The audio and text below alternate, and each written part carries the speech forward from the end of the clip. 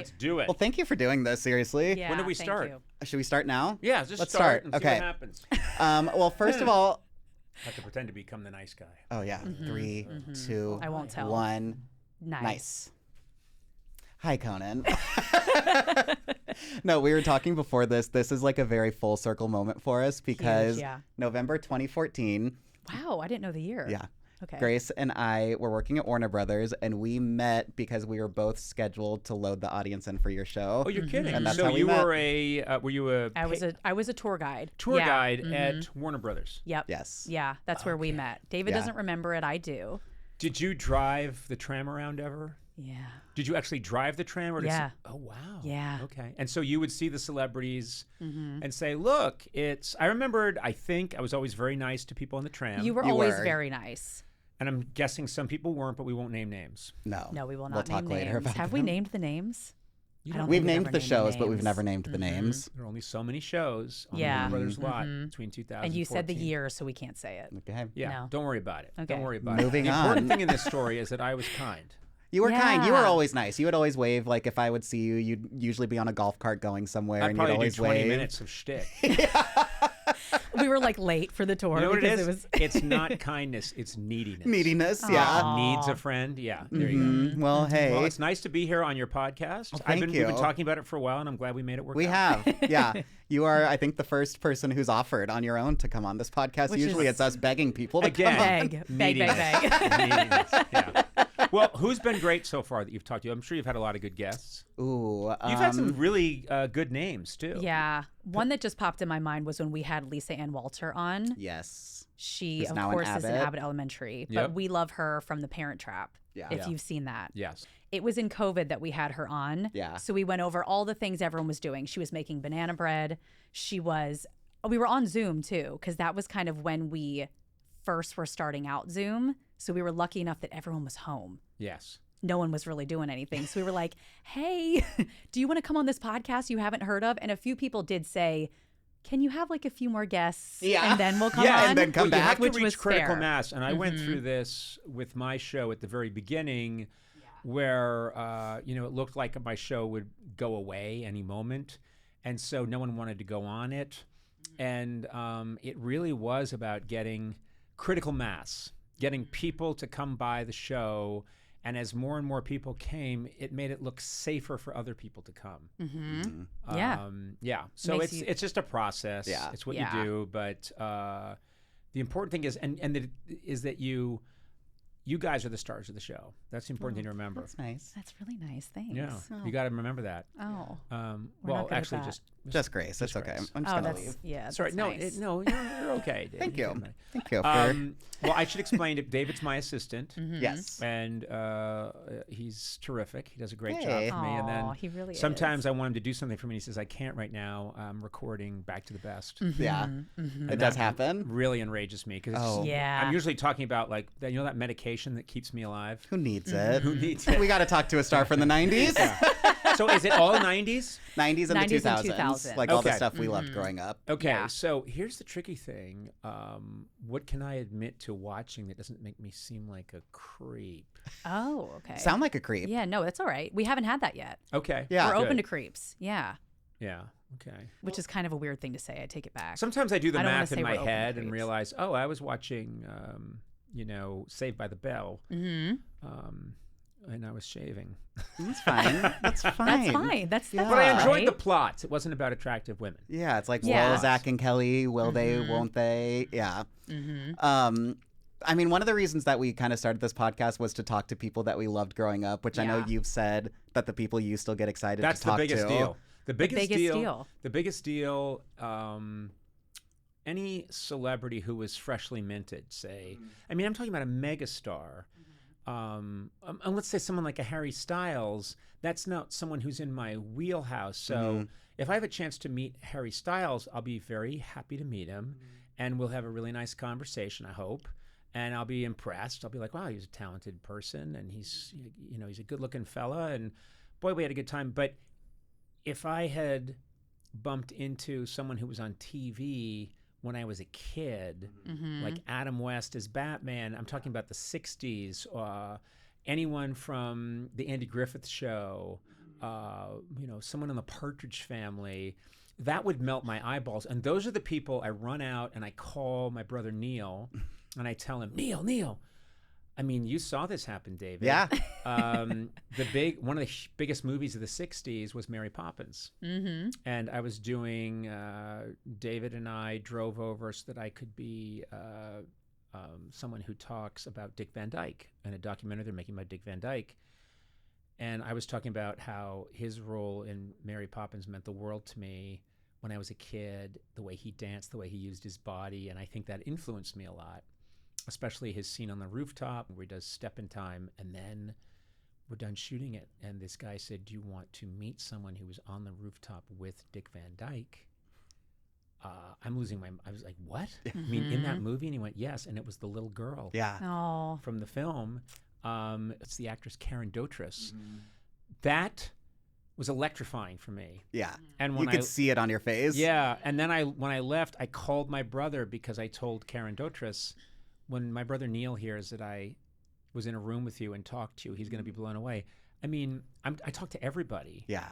But this was different. And I called Neil on the way home and I said, the little girl, the bank's daughter from Mary Poppins. And he went, yeah, Karen Dotrice. Oh my I just God. knew it, ready to go. And then, he was like, oh yeah, no, she was also in an episode of High Chaparral. I mean, he could just rattle That's off. impressive. Yeah. But I cede the floor to you guys because this is your ship. That's a mixed metaphor. I cede the floor, it's your ship. Mm-hmm. Well, the floor of the floor ship. of the Floor ship. of the ship, you're right. You're right. Yeah, take the wheel. Yeah. Yeah. Okay, there Of you the go. ship. We got you. Do you remember the first person booked on your show that gave you that feeling? Yes. I think my second show, this would be September 14th, 1993, I believe was Mary Tyler Moore. And Mary Tyler Moore is Dick Van Dyke Show. She's also the Mary Tyler Moore Show. And it's so crazy to talk to someone who's coming out of your television set. And I'm going to be more specific. They're coming out of your childhood. Mm-hmm. So to talk to somebody who was a larger-than-life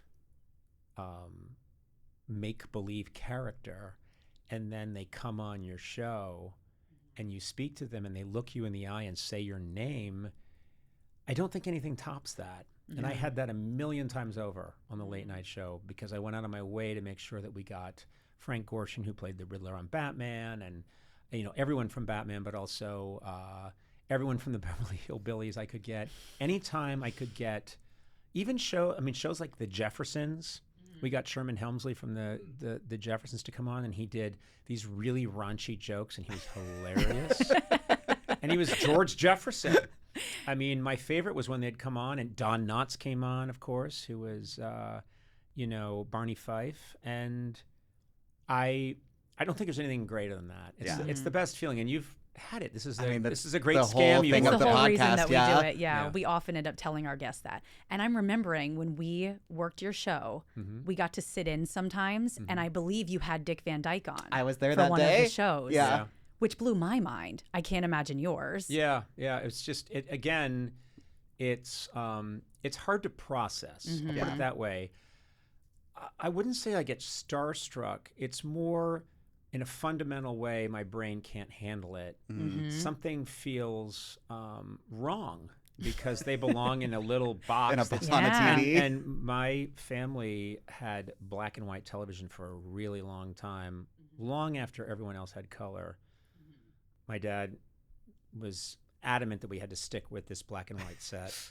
So I remember it was huge when I'd go to other kids' houses and they'd turn on the TV and I would see the color. In color. Wait a minute. On Star Trek, depending on your rank, you wear a different colored shirt. Their shirts are gold, and their shirts are red. Everything was a shade of gray. And that's a big deal for the show. Yeah. The ranking. Yeah. You missed out on that. Yeah, I was like, why is Kirk treating that person that way? Oh, they're wearing a blue shirt. Yeah. He's allowed to scream at them. We need to have shirt rankings at the Conan show. Oh, what's number one? Well, I would wear, of course, a gold like Captain Kirk. Okay, and then should I do like a silver? A poo-poo brown. is Or, what you would wear. okay, that could be turned into something. No, that's what it is. Poo-poo brown. I think it works. I think it works. But yeah, so it's huge. Yeah. We also wanted to ask, because you're widely known as like a big party animal, right? Oh yeah, Huge partier. Well, David's always coming over to my house after one of my famous 48-hour ragers. Yeah, it's like, and he has to take the liquid from what I do is I drink the liquid that's in a glow stick. Yeah. Oh wow, okay. And I mix it with bourbon. Yikes. It's his specialty. It's Like, you know how at every party Conan. they'll do It's like a the specialty Conan. cocktail? Yeah. It's So just he always glow has to take stick. me to the emergency room, and they have to get the radioactivity out of me. They have a room Wow. that's just for him. Just for you. Yeah. At least there's a routine. You have a process. You I know that do. it won't last that long. You have to. Yeah. Do you remember like the first big celebrity party that you were invited to? Well, I would say yes. It was when I worked at Saturday Night Live. And this is a bunch of years before I host the late night show. I'm in my 20s and I'm working at Saturday Night Live, and there was an anniversary show. I want to date myself because I'd love to date me. Sure. I'm going to say that it was the 75th. I think it was the 15th anniversary. There was which is crazy now that they've had a 50th. They And just I had a was 50th. there for the 15th, and that was my first time seeing an insane number of celebrities in one small space. I mean, Prince was there, and he had just done the Batman soundtrack. Wow. And everyone in the audience was handed a mirror in the shape of the Batman logo, and at one point I think he shined a light and we were all supposed to reflect it back at him. Oh, that's But I remember fun. being in a crowded hallway and he was standing right next to me, the most perfect looking person you'd ever see in your life, plus every other famous person you could ever imagine. And there were, I think Saturday Night Live would mainline you huge stars who were the big stars of that time. They were always there, and you'd see them and you'd work with them, and other people would come. You never knew who was going to be. I'm a Beatles fanatic, and George Harrison stopped by once. Wow. And I was in a Wow. room with George Harrison.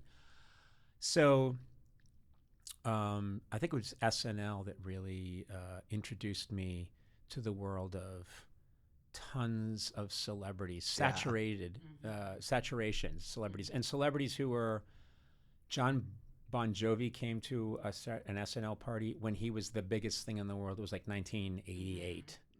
And he came, and I remember he was wearing like a leather buckskin Just cool. outfit. Just so cool. Yeah, and he's there with those crazy flowing The locks hair. that he had in there. And yeah, he was the biggest rock star at the time.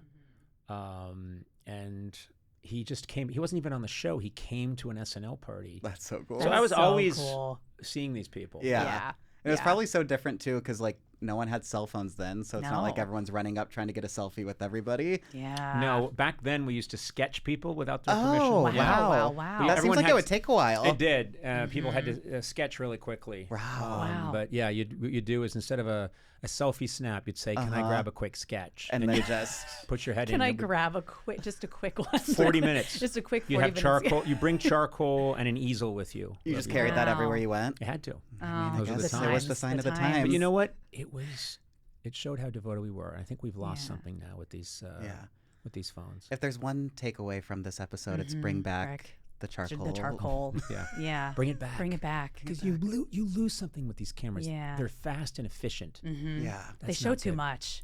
Yeah. Would you Thank be you. silent while you drew them, or No, would I'd be you like, talk? "Oh, I gotta try the nose again. Hold on. Oh. You know, It's like you didn't like hold ask on, them about Melanie their Griffith. Oh, Melanie Griffith came into my office when Working Girl came out, and she came into my office, and she kind of had that way of talking, kind of like Marilyn Monroe. And she came in and she said, "Oh, hi, what's your name?" And I said, "I'm Conan." And I had a tiny office. And she was wearing the sexiest leather pants I've seen in my life. And I'm a very repressed Irish Catholic, Sure, which means yeah. there's a lot going on underneath the hood. And I remember I was sitting at my desk, and she said, "Well, what's the idea?" And I'm telling her this idea, and she sat on my desk in her pants. And if I was wearing glasses, they would have shattered. Just broke. Just broken right off. Shattered, or fogged up first, then cracked, then shattered. And then some kind of screaming noise. Yeah. So, yeah, pretty cool. Yeah. That is cool. I feel like you really embraced like whenever the internet and social media came out. Mhm. Do you remember what the conversations were like when the internet was first starting, of like when you realized that this was going to kind of change how people watched late night? I didn't. I think I was slow to catch on. I've never been, and you know this for a fact, David, because you work with me. I'm tech phobic. Yeah. And I'm not. I think I'm famously inept when it comes to my phone and So true. surfing the net, and I just don't understand what it's all about. But the minute my clips became available on YouTube, I understood that this is great. Yeah. Because people in your generation might not be aware, but it used to be that you'd be on television and you'd be on for, let's say you were lucky and you got to be on it for 9 years or 10 years, and then your time was up. When you left the air, that was it. Maybe you'd get another show, but a lot of people didn't get another show. And then how do people see you? They go to the Museum of Broadcasting in New York, and they fill out forms, and it's like going to an old library. Yeah. And they would bring you the big cassette, and you would sit at your little cubicle and shove the cassette in and watch your show. Now, of course, shows were rerun, but late night shows weren't rerun a lot because we had to make mostly new ones. Sure. And then every now and then there'd be a week and they'd do reruns. So I always used to think, well, we're making this thing. We put so much work into it, and I really love it. And that was such a funny show tonight, or that was such a funny bit, and it's gone now. That's it. And then suddenly people are starting to see these things on the internet. And then I saw that, especially the remotes that I did, and some of those things were getting a lot of play. And now I just love that a lot of it is available to people when they punch in. Oh, wait a minute! I think was David Bowie ever on Conan's show? And they can punch it see in. it all. You can just see You'll it. see something, and it's lovely. It's just great because I don't need to monetize it. I don't care if anyone's making money, if no one's making money. I just,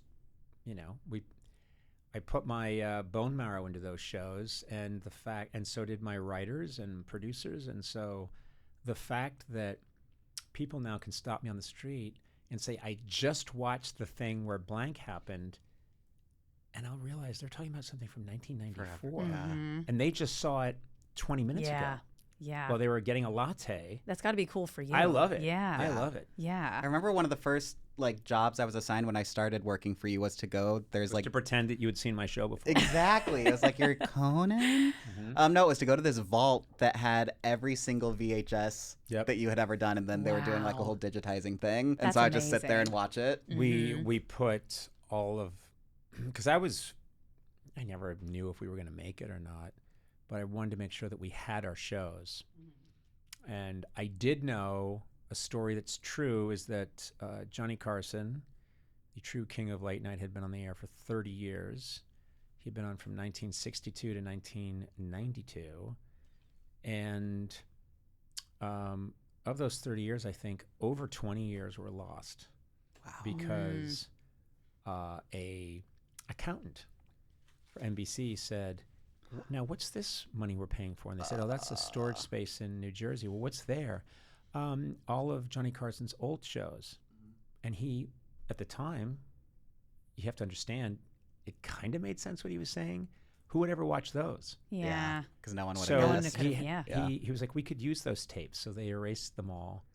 And someone had to go and tell Johnny Carson, the most powerful person in show business. I don't want Imagine that having to job. be I that don't want person. job. Yeah. And No. so that was a famous story, and I knew that story. And so I was constantly saying, what's the latest technology? Transfer it to that technology. Yeah.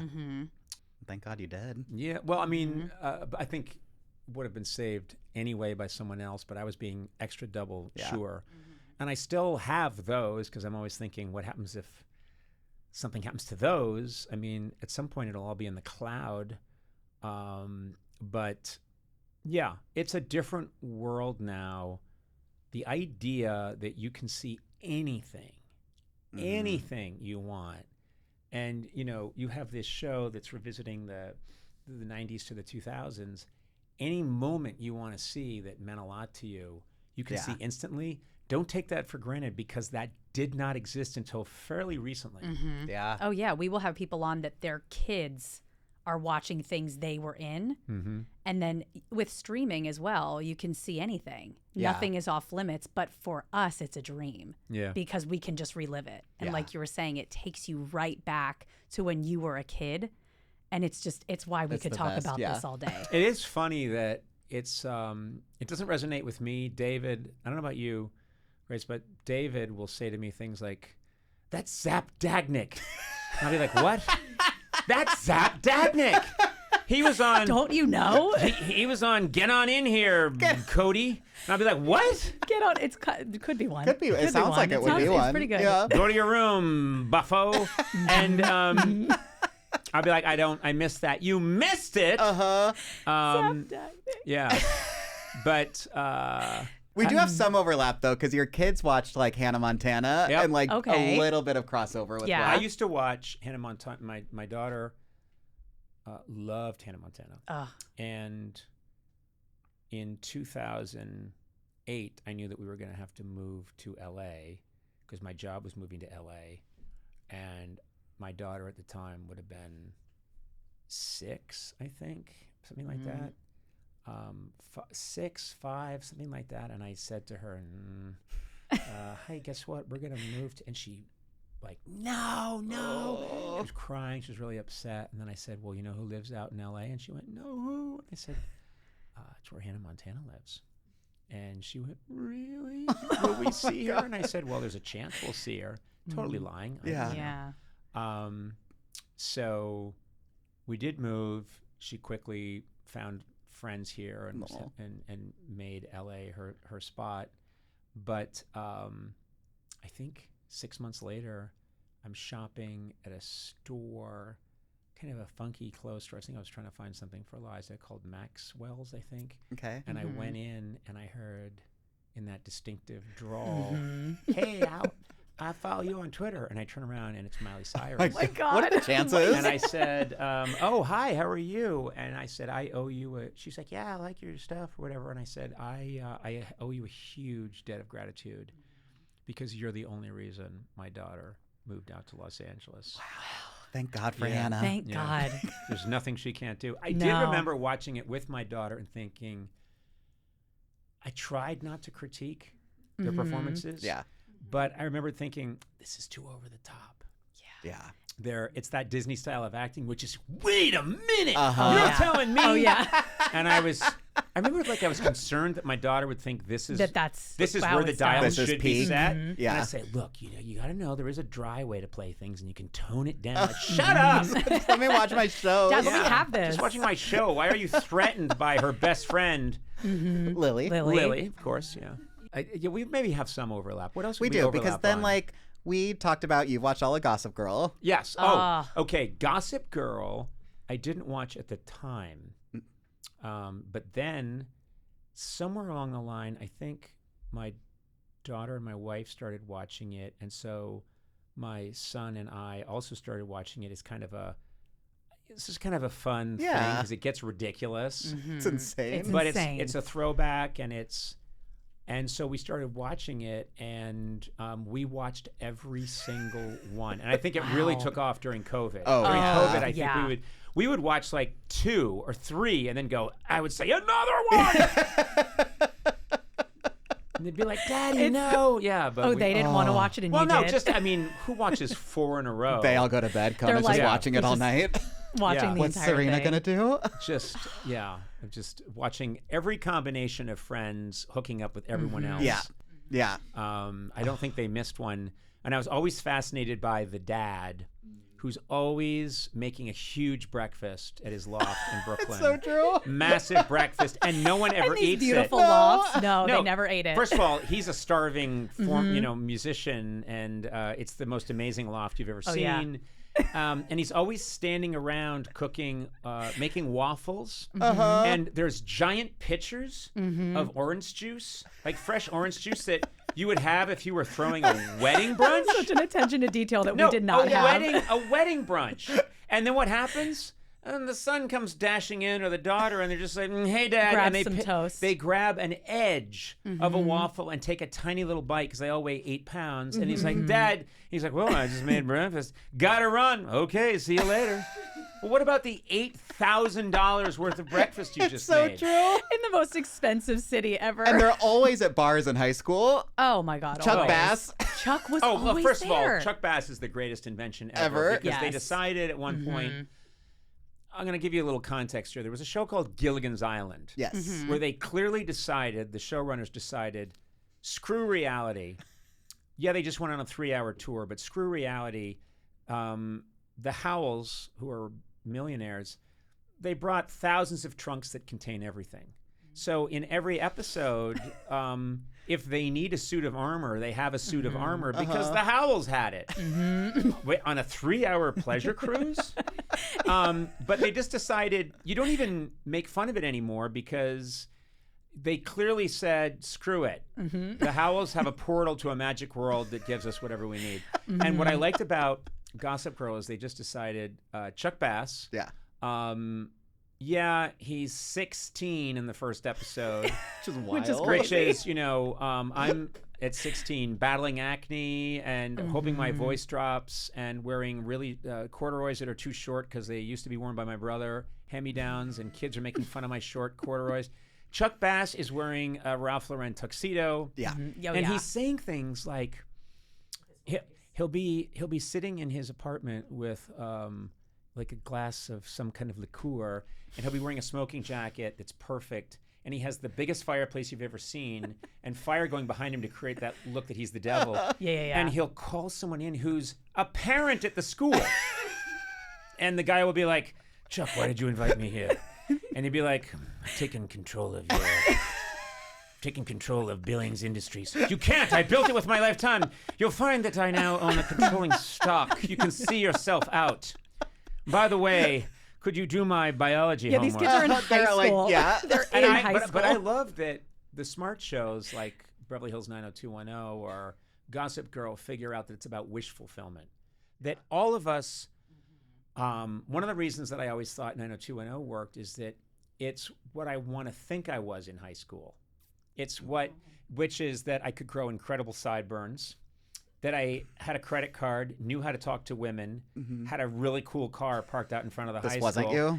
No. I got news for you, pal. And they just have this, they carried themselves like they were world-weary 55-year-olds. Yeah. But they knew exactly how to talk to women. Only in this reality, last year, they just stopped going out on trick or treat as a ghost. Do you know what I mean? Yeah, no, I know exactly. But I loved it. And, I got to kick this heroin. Whatever adult problem they're having. So many problems. Yeah, but I mean, it's the same thing with Gossip Girl. And so, I think I've grown closer to the 90s because I talked to so many of these people on the show. Christina Ricci, in her Addams Family days, would come on the show, and I loved talking to her, and she was just on the podcast recently. And I felt a real kind of paternal feeling because we lived in the same apartment building, and I loved those Addams Family movies, and she would come on the show in the 90s as, "It's Wednesday." Addams.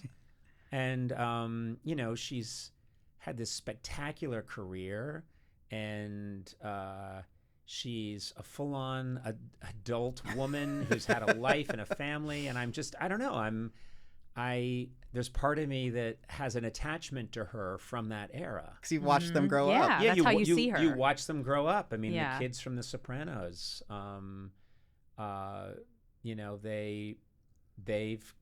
remember talking to them, I think when I was in town in LA for the Emmys, and this would have been in the 90s. I think The Sopranos had just started.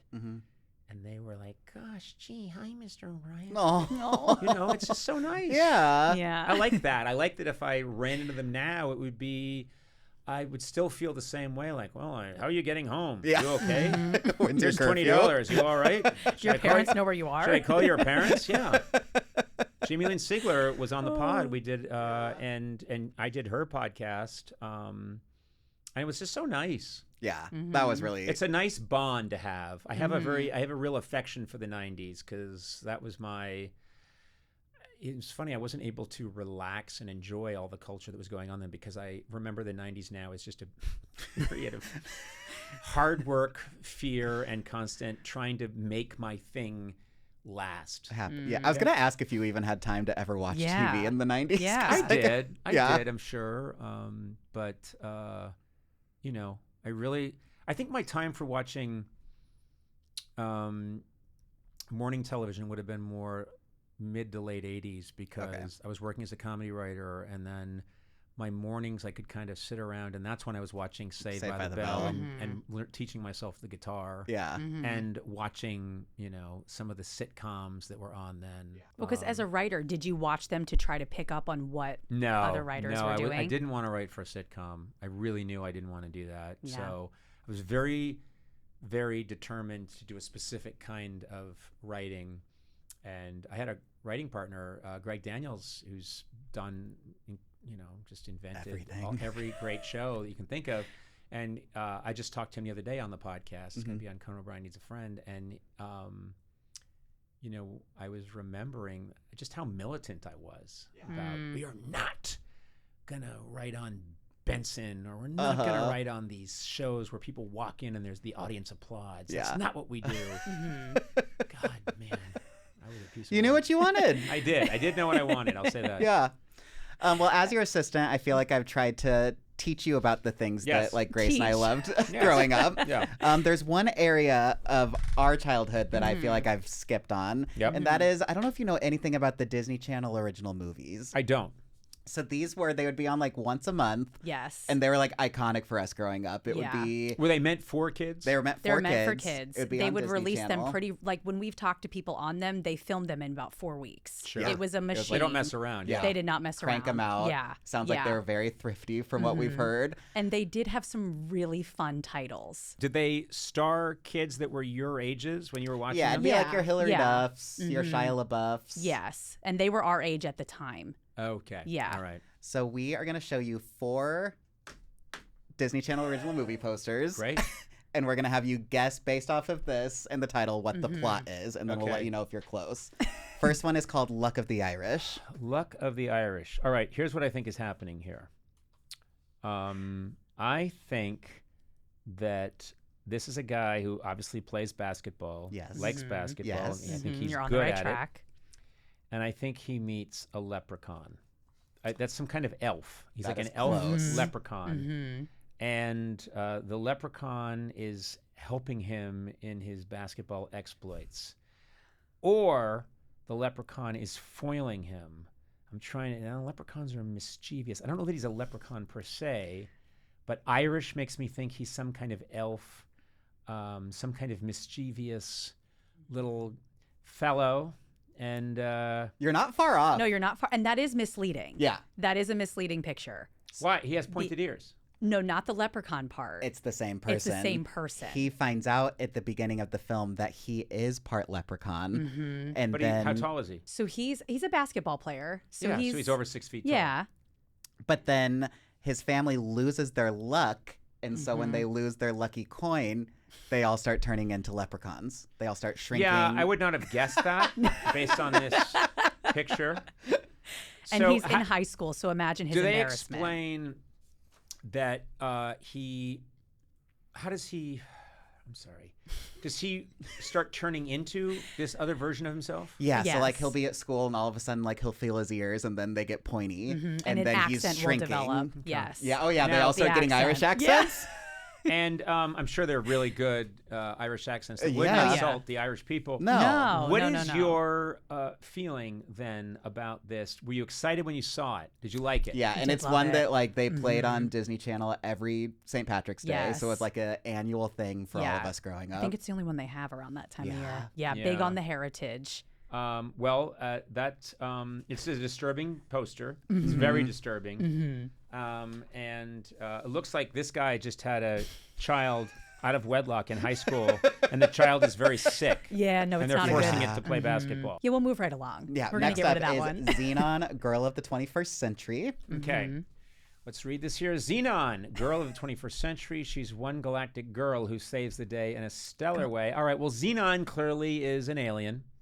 I mean, there's no way she's one galactic girl. She has to be from outer space if she's a galactic girl. That is close. That's close. How could it be close? That has to, unless this poster is misleading and lying, she's a galactic girl. They So- live in space. Yes, Yeah, But they're from Earth. from Earth. that would explain why they look like humans, exactly. So these are two girls Yes. Yes. who are best friends, Uh-huh. and they live in a space station. Yes. Yes. Okay. And they're up there because their parents are in the space program. Their parents work up there, yes. And they're there. Now, they're supposed to behave, but you know how young girls are. And you can get to a lot of trouble in outer space. It's true. This is really good. You've seen this, haven't you? I'm just riffing, but I mean, this is, look at her hands are on her hips. Yeah. She's, do they ever do something a little naughty and it causes people to die on the ship? Ooh.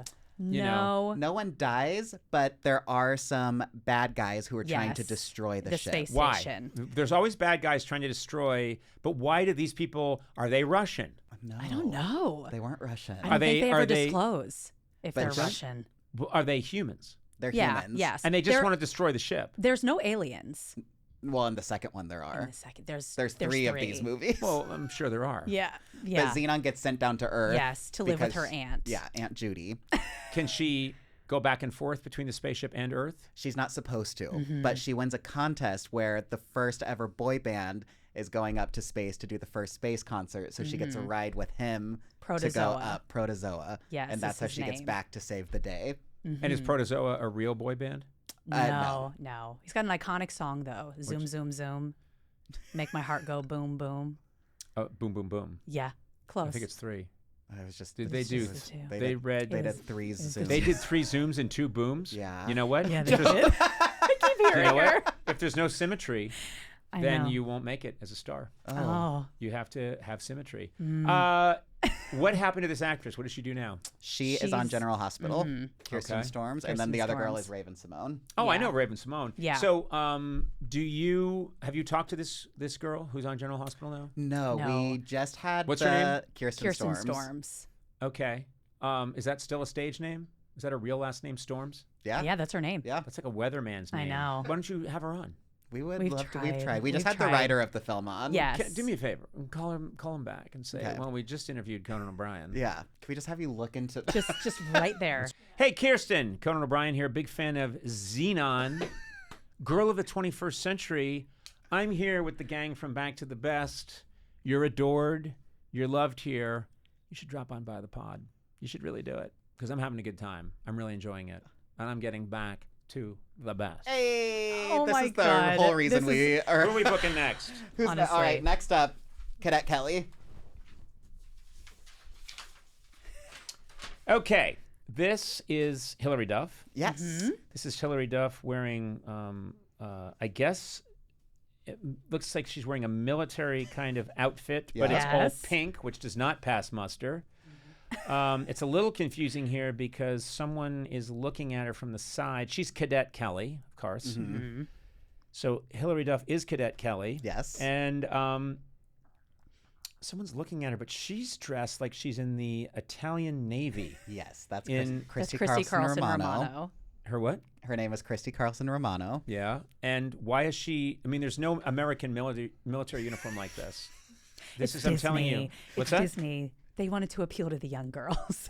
Oh, she is dressed like a backup dancer. It's a great in Halloween 1989. costume. Yeah. Cadet Kelly, she's a cadet for, obviously it's got to be some program where they train young kids to get ready for the military, right? Yeah. She's Yeah. not old enough to be in the real military. So it's some kind of, you start here and you work it up. But she has her own style and she can't be tamed. That's my guess. Pretty. Yeah. My close. guess is she can't be tamed. She's a free spirit. Yeah. I should have said free spirit, but that's what I was going for. I mean, look at her. She's like, oh, sure, I'll wear a camo. I'll wear a hot pink camo and be shot immediately by the enemy. Literally the least thing from camouflage. I mean, can you imagine her trying to creep up to the fence line to attack? Yeah. And they're like, there's a pink, blonde-haired moppet headed this way. No, what's the story? What's the story with Cadet Kelly? Well, so her stepfather is the reason that she is involved in this. Yeah. She didn't want to be a part. She didn't want to be a cadet. Yeah. But her stepfather, who was played by Gary Cole. Yeah, love Gary Cole. Yeah. Gary Cole, hey, Gary Cole, I believe, one of the best comedic actors we have. He's great. He's fantastic. Did he get to be funny on Cadet Kelly? He didn't get to be funny I don't on think that. so. He was really straight-laced. It was no Brady Bunch movie for him. He is. I mean, he is perfection. Yeah. He's fantastic. Yeah. He's the best. I cannot believe Gary Cole is in this show, and that speaks well to this show. That's great. Yeah. Has Hillary Duff been on this podcast? No. Do you want to look up here? If you want to just take a minute. Hey there, Hillary Duff. Conan O'Brien here with a special message. I'm on a podcast that you have to do. It's called Back to the Best, and I'm sitting here with my pals David and Grace. They do this podcast. It's really fun. They're kind of okay to talk to me. Their number one is Hillary Duff. That's you. You aware that you're Hillary Duff? They can't wait to talk to you. They hope it happens someday. If you get a chance, make a little time for the Back to the Best gang, because I think you'll have a really good experience. And if you don't, I will give you $400 in cash. Wow. $400 in cash. That's a lot of money for me. I know it doesn't mean anything to you. That's a lot of money. All right, think about it, Hillary Duff. Conan O'Brien saying, good luck to you. The salute was really on brand with On the brand movie for the too. Cadet Well, I'm a big fan Yeah. of Cadet Kelly. Yeah. Cadet Kelly. And I'm not a perv. I am not a perv.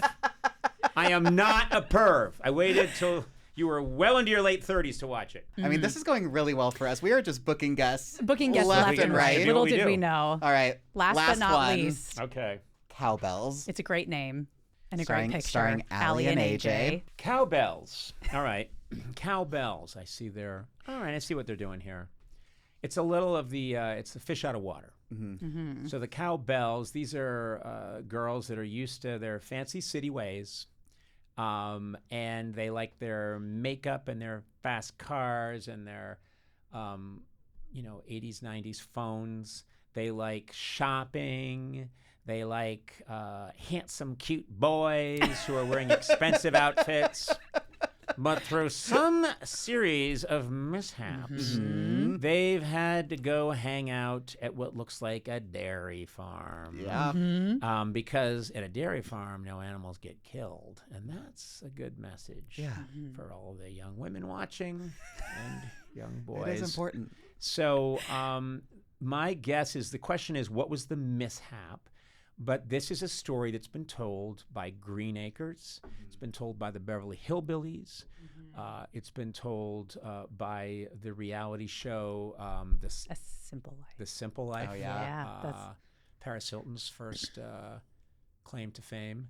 It's been told many, many times where posh city girl or city folk are forced to hang out with rubes. And I'm going to give you a little historical context here. Okay.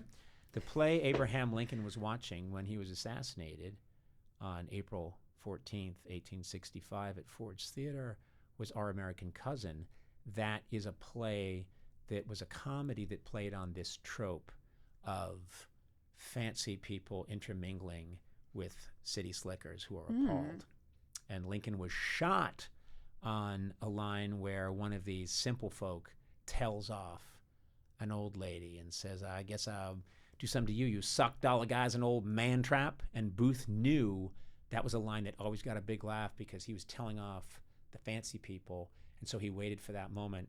That line was said. It got a huge laugh and he fired the gun. And I just think you can And then talk we got about cowbells. And then we you have can talk about cowbells. It's cowbells. really just one hand in You can hand. talk about cowbells and say this has a historic precedent. This kind of comedy killed our best president. Oh my God. There you go. DComs are not going to know what to do with that. Had absolutely no idea. Pretty spot on, though. They were basically watching. Lincoln was watching cowbells. Yeah. The 19th century version of cowbells. That's what he was watching. Yeah. When he got shot. That's the clip from the episode. Yeah. Lincoln was watching cowbells. I mean, you have so many to pick from. So many. Have you talked to these ladies?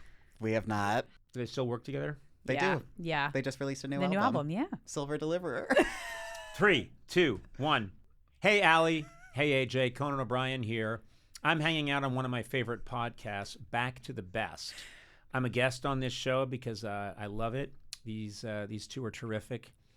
David, Grace, they talk about the 90s, the 2000s, and all the joy that the work then brought us. And we're talking about cowbells.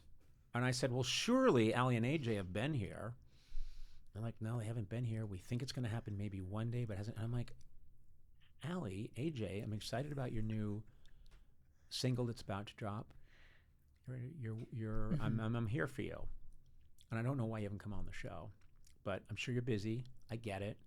But I don't know, do a Zoom, pick up the phone. It's easy. I'm here. I traveled 3,000 miles to be here. I was in Guam. And I flew here. That's a long time. Far away. I think Allie and AJ are. Oh, sorry. Sorry. Yeah. I flew in on a military transport to be here. And if I can do that, Allie and AJ, I think you can do it too. So anyway, congrats on all your success. And we're all thinking of you right now, and I hope you make it to Back to the Best. I think you'll have a good time. Another one booked. Another one. My He's God, hired we're as our really busy. booker. I find that none of these work. Oh, really? Yeah, they're like, he's creepy. We all get sued somehow. Who was that? Who was that? Old lady. Well, we're not going to ask you to try to book any more for us. No. But before we go, obviously everyone saw how you killed it as the Oscars host. Oh, thank you. Now you're hosting again. If the Oscars called you and said, Conan, you have the power to go back and give any 90s or early 2000s movie a Best Picture award, what movie would you choose? Wow. That's a good one. That's a tricky one. Because I don't know exactly when the dates were. It's okay. Yeah, it's We're really also hard awful to pick at favorites. picking favorites. Yeah, And, you can choose multiple. Wow. I'm going to say, I don't know if it got any awards, but there's a movie Johnny Depp's in called Ed Wood. It's a Tim Burton movie, and it's a wonderful movie about the spirit of making things, and it's got Sarah Jessica Parker's in it. It's got a bunch of terrific performances. Oh, and Martin Landau plays Bela Lugosi, the actor who played Dracula. It's great. Yeah. It's a great movie, and I don't know if it won any awards, but it should have. Now it did. Now it's biggest award it's ever gotten. Yeah. Well, thank you so much again for doing this. Gosh. This was you know what I like? Kind of you. I'm not being nice. I am very much a fan of genuine enthusiasm. And I'm someone who, if people are very enthusiastic about something, even if it's something I don't know, I get a little high off their enthusiasm, and then I get curious about what they're talking about. So I have a lot of fun watching David experience, because we've had experiences where he's, we were just up at Pixar Studios. Oh, yeah. And when they were screening some of the stuff for me with the project that we're doing, I was watching David watch these characters from the 90s. It's the best thing my ever. God. And I was watching him watch it, and I was getting high off his enthusiasm, and I'm enthused already. I mean, I'm a huge fan of Pixar and this one franchise that we're working on, but it's nice to be around people who are really excited about something. It's cool, and so I wish you well, and let's just put me on the phone and book this thing. Yeah, we'll keep you posted on the bookings after this. Yeah. Yeah. Thanks. No.